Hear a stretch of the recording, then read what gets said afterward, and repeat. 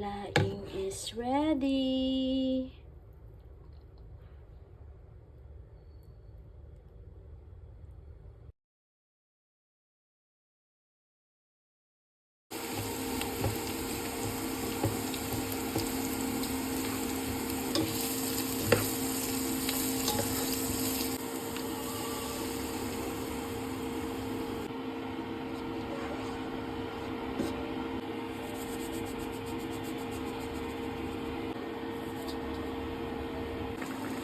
Hinulang tayo sa gata. So, 2 big pack ng Coco Mama ang ginamit ko dito. Ayan.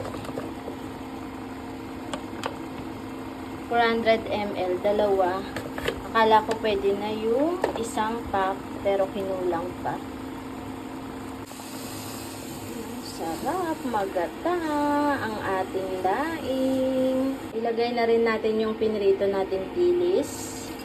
Ayan. Para maglasa na sa ating laing. Ang ating siling haba, 2 pieces.